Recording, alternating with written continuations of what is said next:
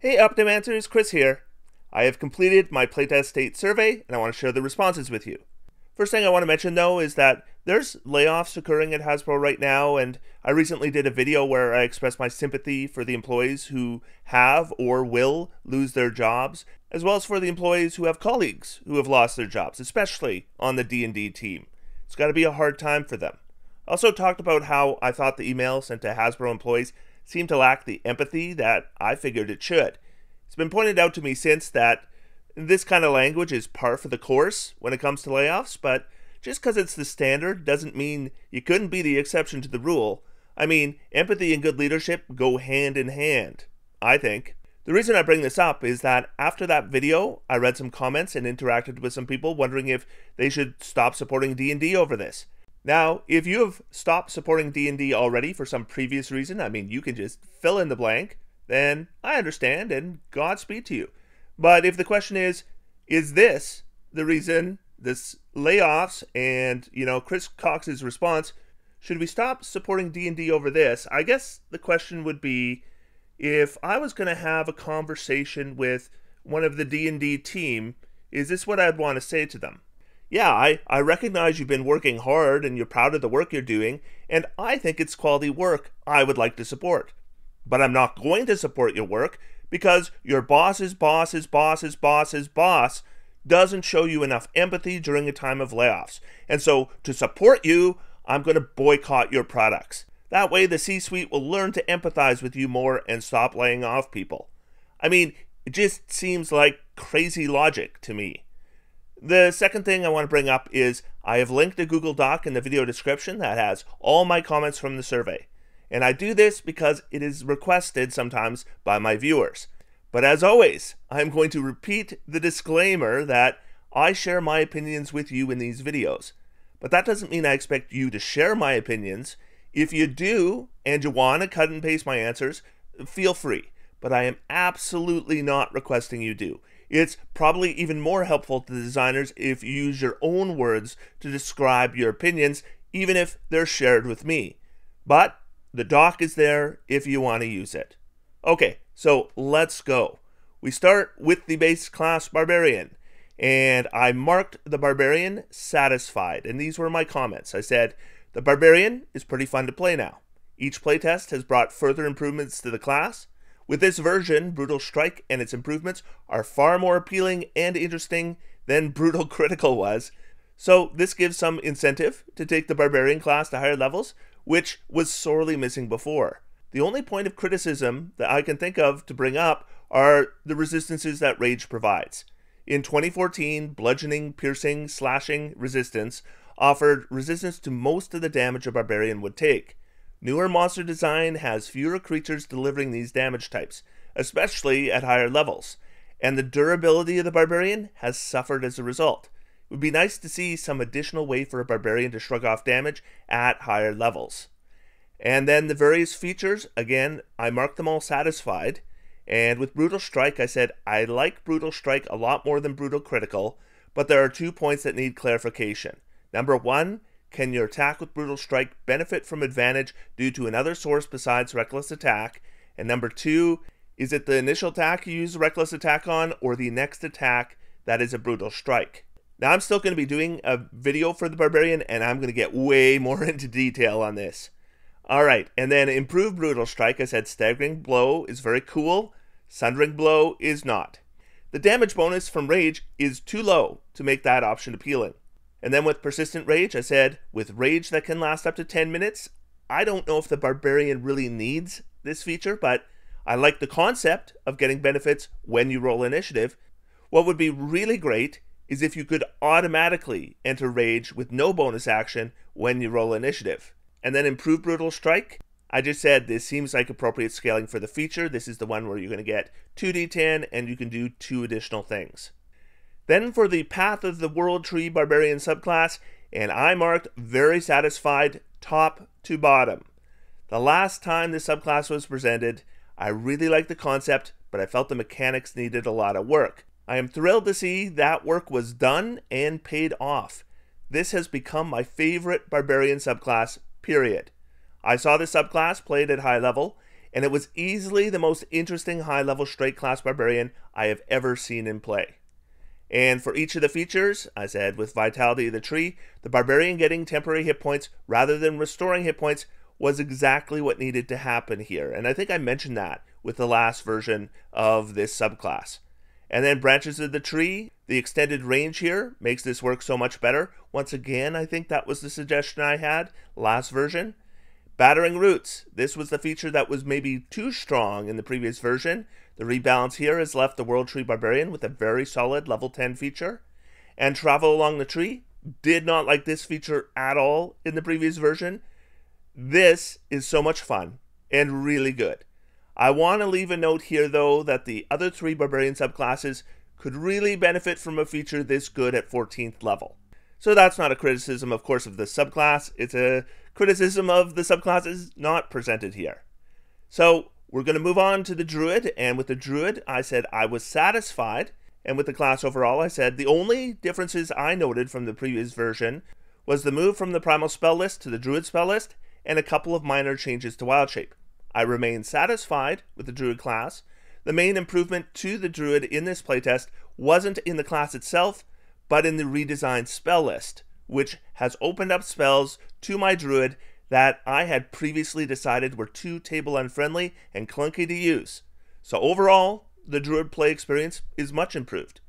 And for Wild Shape, I said, I think Druid Wild Shape as presented works for every Druid subclass with the exception of Moon Druid. I will go into detail on why it doesn't work for Moon Druid in my feedback for that subclass. Figured I just wouldn't repeat myself again and again. So for Circle of the Moon, I said very unsatisfied. And I also did very unsatisfied for Circle Forms. And so these were my general comments. I said, I realize the community feedback from previous playtests regarding templates may not make this possible, but the Moon Druid desperately needs beast forms that scale with level, so you don't feel the need to abandon them when higher CR forms become available. As it is now, the Moon Druid only has varied and viable forms available from levels 3 through level 5. Also, with spells like Font of Moonlight and the new Lunar Form feature, multi-attack has become overvalued, reducing selection even further. I don't see how the Moon Druid, using the Druid's Wild Shape for combat forms, will ever be satisfactory. At the very least, though, the Druid spell DC and spell attack modifiers should carry over. Currently, you have to use the Beast proficiency bonus. Here's the compromise between picking stat blocks and templates that I would love to see happen.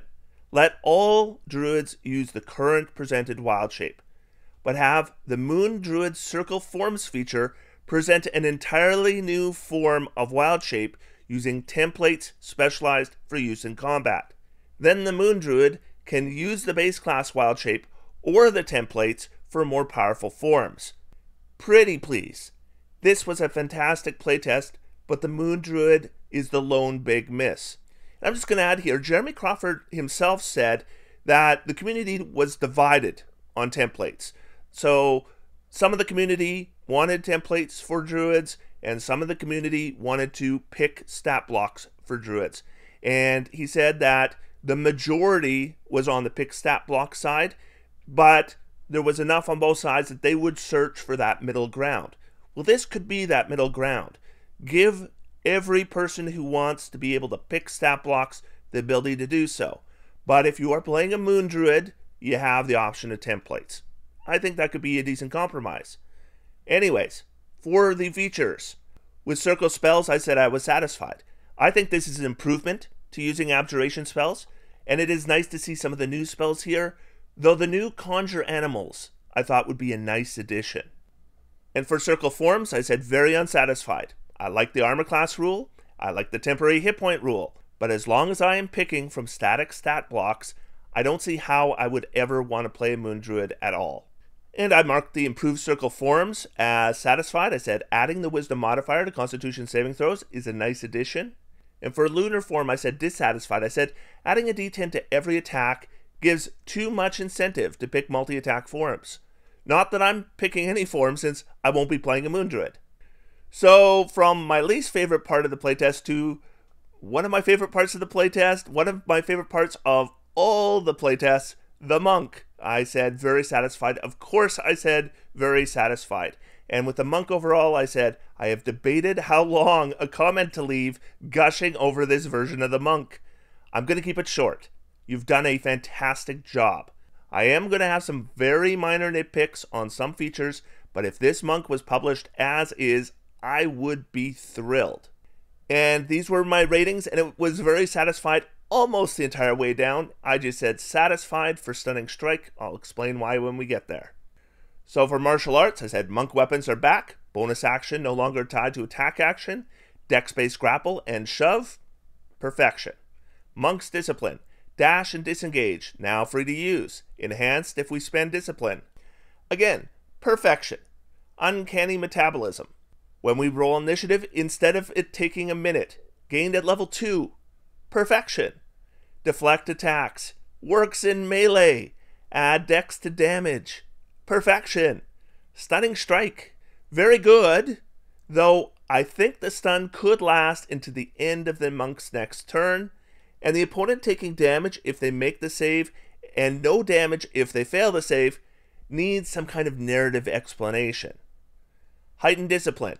Absolutely terrific. Our flurry, our defense, our dodge, they scale at last. This feature really could be level 11, as we do have self-restoration at 10.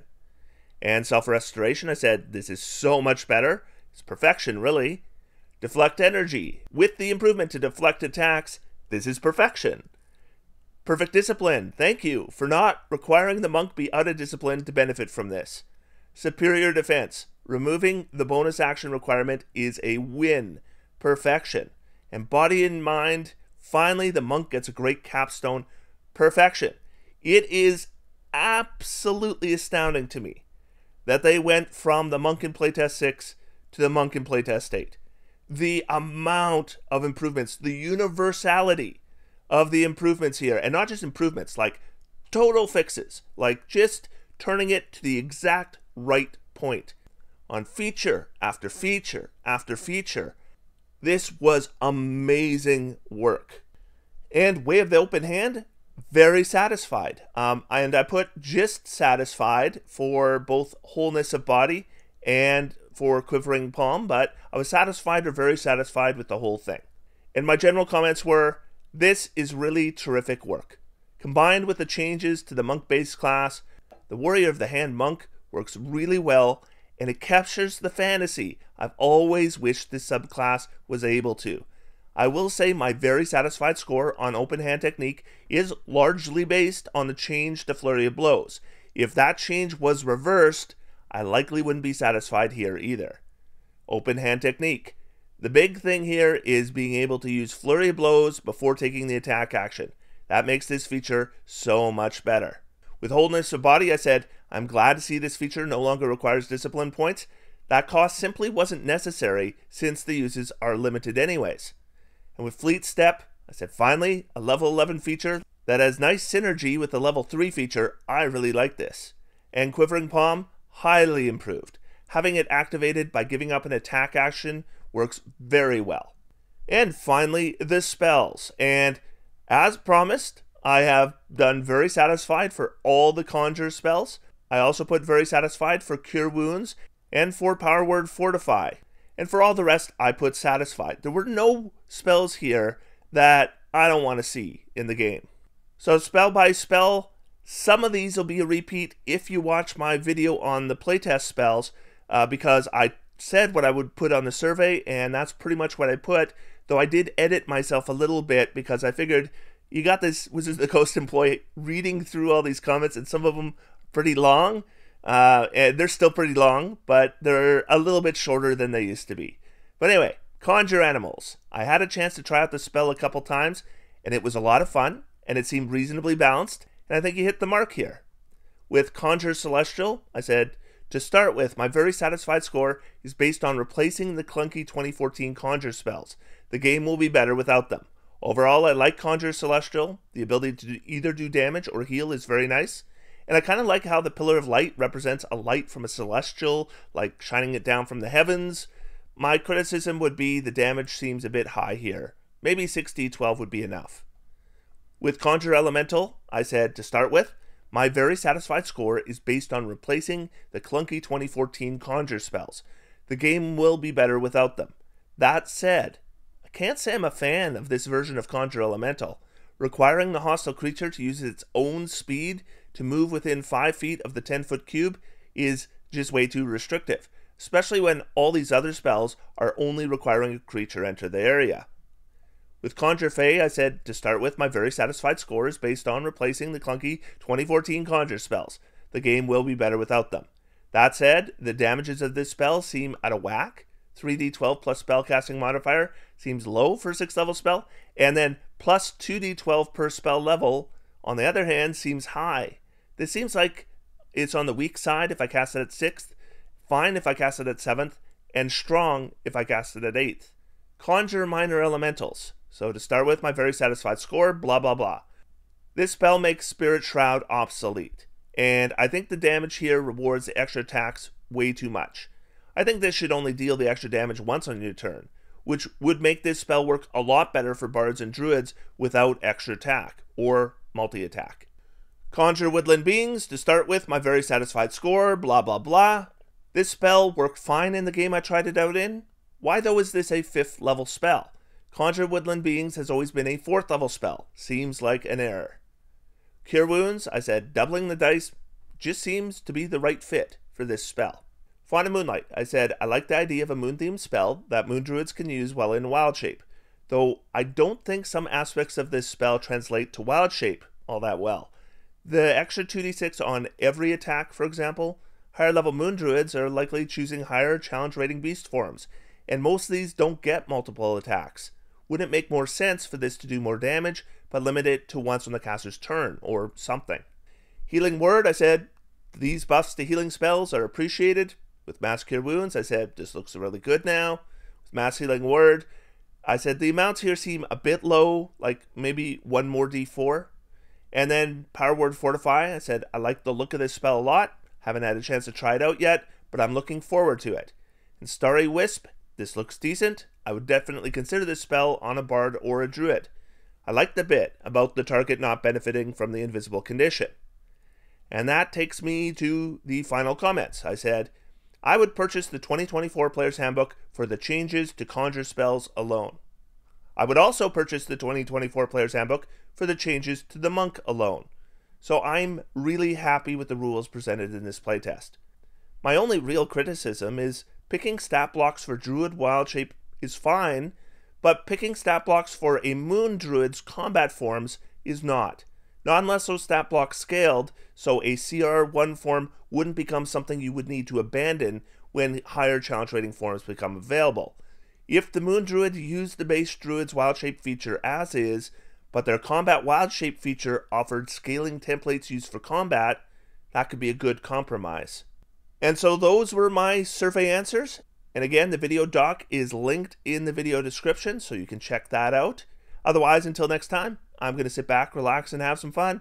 D&D is for everyone. Thanks, everybody, and I'll talk to you soon.